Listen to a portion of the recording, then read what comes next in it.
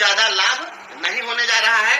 जो नए लोग हैं उनको लाभ हो सकता है, और जिनका स्थानांतरण अपने घर के आसपास में हो रहा है उनको लाभ हो सकता है। पूर्व से जो नियोजित शिक्षक अपने घरों के आसपास हैं उनको अपने सुख चैन को त्याग देना पड़ेगा। अगर योगदान करते हैं तो आपके सुख चैन की कीमत पर आपको थोड़ा बहुत 200-400 रुपया का लाभ मिल जाए, बस यही हो सकता है। जितना लाभ होगा उससे ज्यादा आपको आने जाने में खर्चा होगा, उतनी ज्यादा परेशानी होगी। तो यही आपको है, लाभ और हानि हम आपको बता दिए हैं। अब तय आप करिए कि आपको सुटेबल क्या लगता है। नियोजित शिक्षक बने रहना आपको सुटेबल है या विशिष्ट शिक्षक बनना ही नहीं चलेगा। वो नियोजन निकाय जो चाहेगी वही होगा, इसलिए नियोजन निकाय को बहुत ज्यादा ये डिस्टर्ब नहीं कर सकते हैं, इनके हाथ में नहीं है। उसको चिट्ठी जरूर लिखेंगे कार्रवाई कर दो, लेकिन वह नियोजन निकाय को डायरेक्ट ये कार्रवाई नहीं कर सकते। अब आइए कि और बेनिफिट में और क्या क्या हो सकता है। वेतन में क्या होगा, वेतन का क्या होगा? तो वेतन के मामले में विशिष्ट शिक्षक के पद पर योगदान देने के हिसाब से जो 2022 में छठे चरण में बहाल होकर के आए हैं उनको लाभ मिलेगा, ज्यादा लाभ मिलेगा।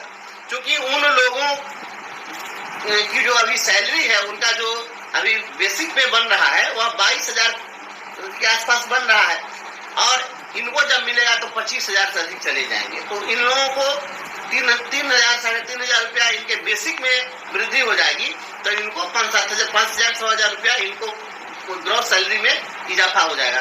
तो जो 2022 में लोग आए हैं छठे चरण में, उनको अगर विशिष्ट शिक्षक का मौका मिला है तो आपको अगर चाहिए तो 5-7 हजार आपका वेतन बढ़ेगा, इसलिए इनके लिए फायदेमंद होगा। लेकिन पूर्व से जो लोग कार्यरत हैं, अब हम ही लोग हैं, तो अब हम लोगों को 30,000 से अधिक हम लोगों की बेसिक सैलरी है, तो 30,500 ही देंगे तो 300 रुपया तो हमारा बढ़ेगा, 320 रुपया बढ़ेगा। तो ये 200-300 रुपया हमारी सैलरी बढ़ने वाली है, तो हमको क्या मिलेगा? तो 300 बढ़ाइएगा और दूसरे जिला में भेज दीजिएगा तो 6,000 रुपया किराया में देना पड़ जाएगा। तो ये हमारे लिए बहुत फायदेमंद नहीं है। अब रही बात और पैसे की, तो हम स्पष्ट कर रहे हैं कि जो भी हमारे साथी पहले से जो वेतन जितना आप पा रहे हैं, अगर विशिष्ट शिक्षक के पद पर आप योगदान करेंगे तो कैश इन हैंड आपका घट जाएगा। अब कहिएगा भाई कैश इन हैंड कैसे घट जाएगा? तो जैसे ही आप विशिष्ट शिक्षक बन जाएंगे तो आपके वेतन से कटौती होगी 14%, और 14% की जो आपका जो 14% सरकार उसमें जो है कंट्रीब्यूट करेगी एनपीएस में, आप एनपीएस के दायरे में आएंगे, और आपका जो है 10% आपको आपकी कटौती होगी। तो पहले से अभी हम लोग ईपीएफ में जो कंट्रीब्यूशन देते हैं तो हमारा 800 कट रहा है, लेकिन जैसे ही हमारा 10% कटने लगेगा तो हमारी जो सैलरी है अभी 45,000 अगर हमारा वेतन अगर बन रहा है तो 4,500 हमारा कटेगा। तो निश्चित रूप से अभी हमारा 1800 कट रहा था, 4500 कटना शुरू हो जाएगा, तो क्या होगा? वेतन हमारा घट जाएगा। जो हमको कैश मिलता है कैश में वो हमारा घट जाएगा। तो ये चीज होगा। अब रही बात और लाभ क्या हो सकता है, तो जो लोग भी विशिष्ट शिक्षक बनेंगे उनको लगता है कि हमको बहुत कुछ ज्यादा हासिल होने वाला है, तो क्या हासिल होगा? तो ग्रेच्युटी का लाभ मिल जाएगा। नियोजित शिक्षक को ग्रेच्युटी का लाभ नहीं है। तो नियोजित शिक्षक साथियों आप निश्चिंत रहिए, ग्रेच्युटी दिलाना हमारी जवाबदारी है। ग्रेच्युटी हम आपको दिलाएंगे, ये किसी के कहने से कुछ नहीं चलेगा। ग्रेच्युटी के लिए हमने प्रयास कर दिया है, ईश्वर चाहेंगे तो बहुत जल्द आपको सफलता मिल जाएगी। हम अभी उसको डिस्क्लोज नहीं करना चाहते। तो आपको ग्रेच्युटी का लाभ उनको मिलता है तो आपको भी मिलेगा, हम दिलाएंगे। ग्रुप लाइफ इंश्योरेंस का लाभ मिलता है, जो विशिष्ट शिक्षक बनेंगे उनको ग्रुप लाइफ इंश्योरेंस का लाभ मिलेगा।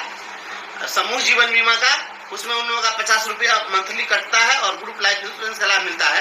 तो जैसे ही ग्रेच्युटी आपको मिलेगी तो ग्रेच्युटी का ही सेक्शन 4C जीएलआई के लिए बाउंड करता है, तो वो भी मिलेगा आपको।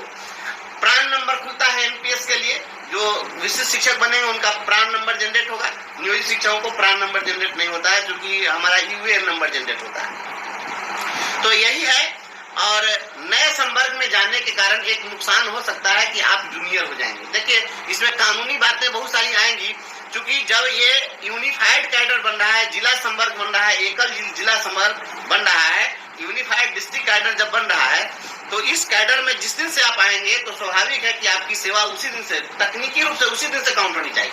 इसलिए आप वहां पर जूनियर होंगे, लेंथ ऑफ सर्विस के हिसाब से नियोजित शिक्षक की सीनियर होंगे।